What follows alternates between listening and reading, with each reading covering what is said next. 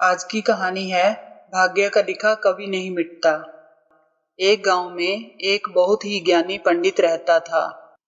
एक दिन वह अपने बचपन के मित्र से मिलने के लिए दूसरे गांव जा रहा था।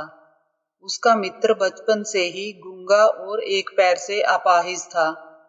उसके मित्र का गांव काफी दूर था। रास्ते में कई छोटे छोटे गांव पड़ते थे।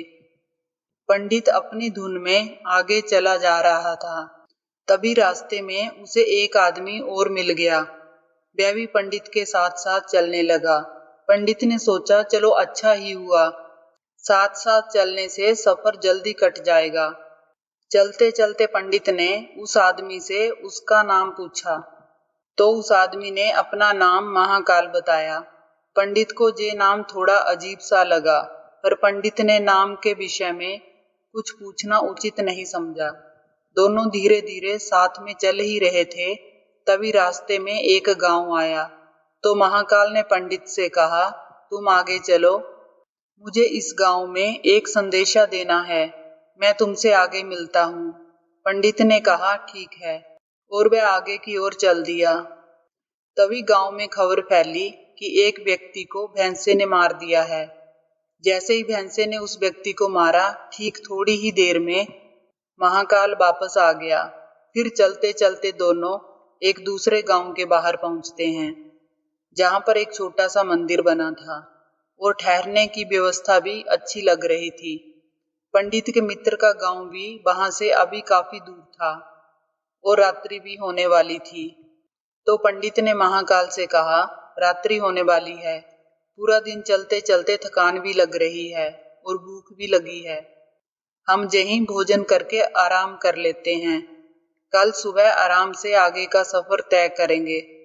महाकाल ने कहा, ठीक है, मुझे इस गांव में किसी को जरूरी सामान देना है, तुम खाना खाकर आराम करो, मैं बाद में आकर खा लूंगा। इतना कहकर वह वहां से चला गया। लेकिन उसके जाते ही कुछ देर बाद उस गांव में धुआं उठता दिखाई दिया और देखते ही देखते पूरे गांव में आग लग गई। पंडित ने आश्चर्य से सोचा कि ये महाकाल जहां भी जाता है वहां किसी न किसी तरह की हानि जरूर हो जाती है, कुछ तो गड़बड़ है। लेकिन पंडित ने रात्रि में महाकाल से इस बात का कोई जिक्र नहीं किया। सुबह दोनों ने फिर अपने गंतव्य की ओर चलना प्रारंभ कर दिया।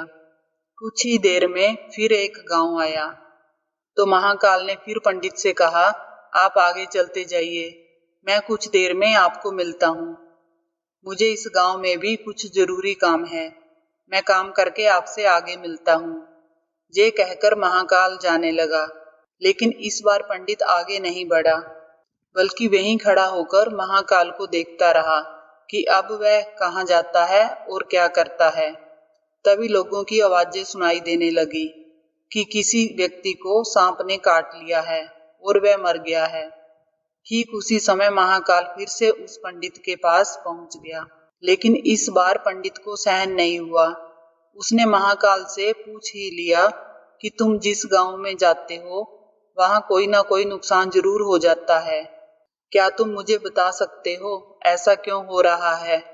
तो महाकाल ने जवाब दिया, पंडित जी, आप तो मुझे बहुत बड़े ज्ञानी मालूम पड़े थे, इसलिए मैं आपके साथ चलने लगा था, क्योंकि ज्ञानियों का संग बहुत अच्छा होता है, परंतु आप अभी तक नहीं समझ पाए कि मैं कौन हूँ। पंडित ने कहा, मैं समझ गया हूँ, लेकिन मुझे कुछ शंका है, अगर आप ही अपना उपयुक्त परिचय दे दें तो मुझे शंका नहीं होगी। महाकाल ने जवाब दिया, मैं जमदूत हूँ और जमराज की आज्ञा से उन लोगों के प्राण हरण करता हूँ जिनकी आयु पूर्ण हो चुकी है। हालांकि पंडित को पहले से ही इस बात की शंका थी, फिर भी महाकाल के मुंह से सुनकर पंडित घबरा गया, लेकिन फिर से हिम्मत करके पूछा, अगर ऐसी बात है और तुम सचमुच जमदूत हो तो बताओ, अगली मृत्यु किसकी है? जमदूत ने जवाब दिया, अगली मृत्यु तुम्हारे उसी मित्र की है जिससे तुम मिलने जा रहे हो, और उसकी मृत्यु का कारण भी तुम ही बनोगे। ये बात सुनकर पंडित सहम सा गया। पंडित सोच में पड़ गया कि यदि वास्तव में ये जमदूत हुआ तो उसकी बात भी सही होगी। मेरे कारण मेरे बचपन के सबसे अच्छे मित्र की मृत्यु हो जाएगी, इसलिए अच्छा यही होगा कि मैं अपने मित्र से मिलने ही ना जाऊं। कम से कम मैं तो उसकी मृत्यु का कारण नहीं बनूंगा। महाकाल ने कहा, जो तुम सोच रहे हो वह सब मुझे पता है, मगर तुम्हारे अपने मित्र से मिलने ना जाने से नियति नहीं बदल जाएगी। तुम्हारे मित्र की मृत्यु निश्चित है और वह अगले कुछ ही क्षणों में घटित होने वाली है। महाकाल के मुंह से ऐसी बातें सुनकर पंडित को झटका सा लगा, क्योंकि महाकाल ने उसके मन की बात जान ली थी, जो कि एक साधारण व्यक्ति के लिए संभव नहीं है। अब तो पंडित को विश्वास हो गया कि ये महाकाल सचमुच में ही जमदूत है। वह अपने मित्र की मृत्यु का कारण ना बने, इसलिए पंडित पीछे की ओर मुड़ा और अपने गांव की ओर जाने लगा। परंतु जैसे ही पंडित मुड़ा, उसका मित्र तेजी से उसकी ओर आता हुआ दिखाई दिया, जो पंडित को देखकर अत्यंत प्रसन्न दिख रहा था। अपने मित्र के आने की गति को देखकर पंडित को ऐसा लगा जैसे कि उसका मित्र काफी समय से उसके पीछे ही आ रहा है। लेकिन वह बचपन से ही गूंगा था और पैर से अपाहिज था, इसलिए ना तो वह पंडित के पास पहुंच पा रहा था और ना ही पंडित को आवाज दे पा रहा था। लेकिन जैसे ही वह पंडित के पास पहुंचा, अचानक उसकी मृत्यु हो गई। पंडित हक्का बक्का होकर महाकाल की ओर देखने लगा, जैसे कि वह पूछना चाह रहा हो कि आखिर क्या हुआ। महाकाल पंडित के मन की बात समझ गया और बोला, तुम्हारा मित्र पिछले गांव से तुम्हारे पीछे पीछे आ रहा था, लेकिन वह अपाहिज और गूंगा होने की वजह से तुम तक नहीं पहुंच सका। उसने अपनी संपूर्ण ताकत लगाकर तुम तक पहुंचने की कोशिश की, लेकिन बुढ़ापे में बचपन जैसी ताकत नहीं होती, इसलिए हृदय आघात के कारण तुम्हारे मित्र की मृत्यु हो गई। क्योंकि तुमसे मिलने के लिए अपनी गति की सीमा को लांघते हुए वह तुमसे मिलने के लिए पीछे पीछे भाग रहा था, इसलिए अपने मित्र की मृत्यु का कारण तुम ही बने। अब पंडित को विश्वास हो चुका था कि सचमुच ये महाकाल एक जमदूत है और उसका कार्य जीवों के प्राणों को हरना है। पंडित एक ज्ञानी व्यक्ति था, इसलिए यह भी जानता था कि मृत्यु पर किसी का बस नहीं चलता। सभी जीवों को एक ना एक दिन मरना ही है। यही सोचकर उसने अपने आप को संभाल लिया। लेकिन अचानक पंडित के मन में स्वयं की मृत्यु के बारे में जानने की इच्छा हुई, इसलिए उसने महाकाल से पूछा, जब मृत्यु मेरे मित्र की होनी थी तो तुम शुरू से ही मेरे साथ क्यों चल रहे थे? महाकाल ने जवाब दिया, मैं तो सभी के साथ चलता हूँ और हर क्षण चलता रहता हूँ, किंतु लोग पहचान नहीं पाते, क्योंकि लोगों के पास अपनी समस्याओं के अलावा किसी और व्यक्ति, वस्तु या घटना के संदर्भ में सोचने, समझने और देखने का समय ही नहीं होता। पंडित ने कहा, क्या तुम बता सकते हो कि मेरी मृत्यु कब और कैसे होगी? तो महाकाल ने कहा, हालांकि किसी सामान्य जीव को ये जानना ठीक नहीं है, क्योंकि कोई भी जीव अपनी मृत्यु के बारे में जानकर दुखी ही होता है। लेकिन तुम ज्ञानी व्यक्ति प्रतीत होते हो और अपने मित्र की मृत्यु को तुमने जितनी आसानी से सहन कर लिया, उसे देखकर लगता है कि तुम अपनी मृत्यु के बारे में जानकर भी दुखी नहीं होगे।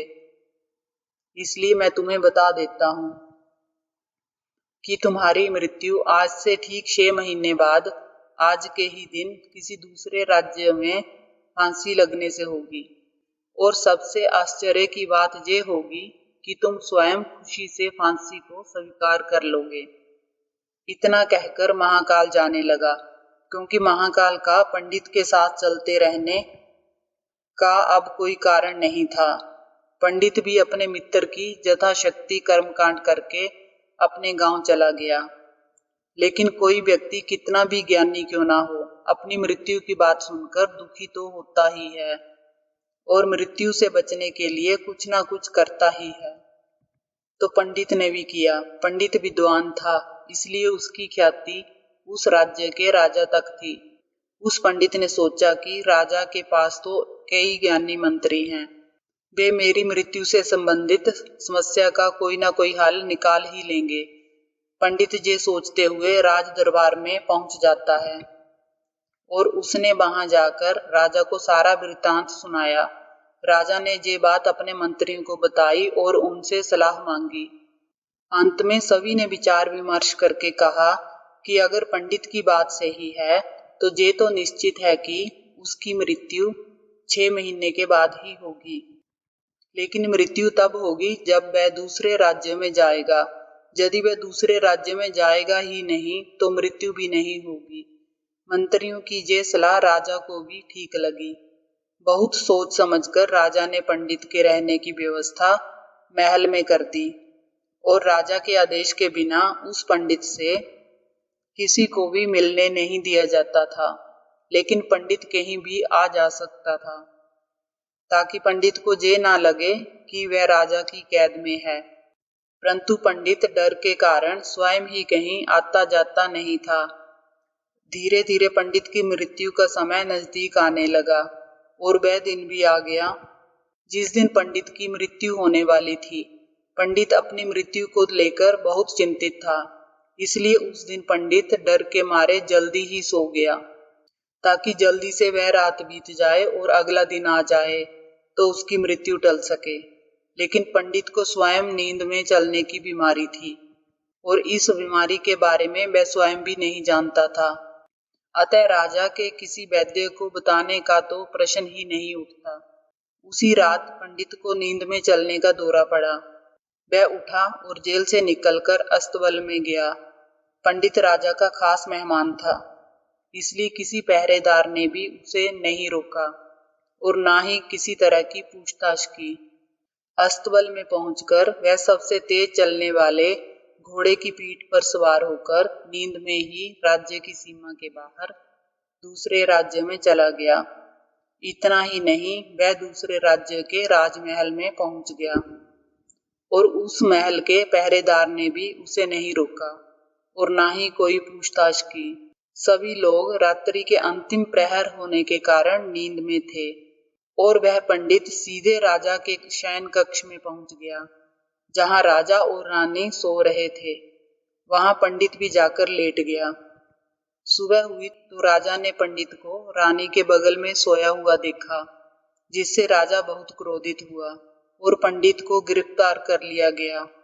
पंडित को तो कुछ समझ में ही नहीं आ रहा था कि आखिर दूसरे राज्य में और राजा के कक्ष में वह कैसे पहुंच गया। लेकिन वहां ये सब सुनने वाला कौन था। राजा ने पंडित को दरबार में हाजिर करने का हुक्म दिया। कुछ समय बाद पंडित को दरबार में लाया गया। कुछ समय बाद राजा का दरबार लगा, जहां राजा ने पंडित को देखा और देखते ही क्रोधित होकर पंडित को फांसी पर चढ़ा देने का आदेश सुना दिया। फांसी की सजा सुनकर पंडित कांप गया। फिर भी कुछ हिम्मत कर उसने राजा से कहा कि मैं ये नहीं जानता कि मैं राजमहल में कैसे पहुंचा और ये भी नहीं जानता हूं कि मैं आपके शयन कक्ष में कैसे आया और आपके राज्य के किसी पहरेदार ने मुझे रोका क्यों नहीं। लेकिन मैं इतना जानता हूं कि आज मेरी मृत्यु होनी थी और अब सच में होने जा रही है। राजा को ये बात थोड़ी अटपटी लगी। उसने पूछा, तुम्हें कैसे पता कि आज तुम्हारी मृत्यु होनी ही है? तुम कहना क्या चाहते हो? राजा के इस सवाल के जवाब में पंडित ने महाकाल से मिलने की कहानी बता दी और कहा कि महाराज, मेरा क्या किसी भी सामान्य व्यक्ति में इतना साहस नहीं कि वह राजा के शयन कक्ष में राजा की उपस्थिति में रानी के पास चला जाए और सो जाए। राजा को पंडित की बात में थोड़ी सत्यता दिखाई दी, परंतु उसने सोचा जे मृत्यु से बचने के लिए महाकाल और अपनी मृत्यु की भविष्यवाणी का बहाना बना रहा है। इसलिए राजा ने पंडित से कहा, यदि तुम्हारी ये बात सत्य है और आज तुम्हारी मृत्यु का दिन है जैसा कि तुम्हें महाकाल ने कहा था, तो तुम्हारी मृत्यु का कारण मैं नहीं बनूंगा। लेकिन अगर ये बात झूठी निकली तो निश्चित ही आज तुम्हारी मृत्यु का दिन होगा। क्योंकि पड़ोसी राज्य का राजा उसका मित्र था। उसने तुरंत सैनिकों के हाथ दूसरे राज्य के राजा को पत्र भेजा और पंडित की बात की सत्यता का प्रमाण मांगा। शाम तक भेजे गए सैनिक वापस लौट आए और उन्होंने बताया, महाराज, पंडित जो कह रहा है वह पूर्णतः सत्य है। दूसरे राज्य के राजा ने पंडित को रहने के लिए अपने ही महल में संपूर्ण व्यवस्था कर रखी और पिछले 6 महीने से पंडित राजा का मेहमान था। कल राजा इससे अंतिम बार मिले थे। इसके बाद इस राज्य में ये कैसे पहुंचा, इसकी जानकारी किसी को नहीं है। इसलिए उस राज्य के राजा के अनुसार पंडित को फांसी की सजा देना उचित नहीं है। लेकिन राजा के लिए एक नई समस्या आ गई, क्योंकि उसने बिना कुछ जाने ही पंडित को फांसी की सजा सुना दी थी। इसलिए अगर दंड फांसी नहीं दी जाए तो राजा के कथन का अपमान हो जाएगा, और अगर राजा के द्वारा दी गई सजा का मान रखा जाए तो पंडित की बिना वजह ही मृत्यु हो जाएगी। राजा ने अपने सभी मंत्रियों से इस बारे में चर्चा की। सभी मंत्रियों ने सुझाव दिया कि महाराज, पंडित को एक कच्चे सूत से फांसी लगवा दें। इससे आपके कथन का भी मान रह जाएगा और कच्चे सूत के धागे से पंडित को भी फांसी नहीं लगेगी और उसके प्राण बच जाएंगे। राजा को ये सुझाव अच्छा लगा।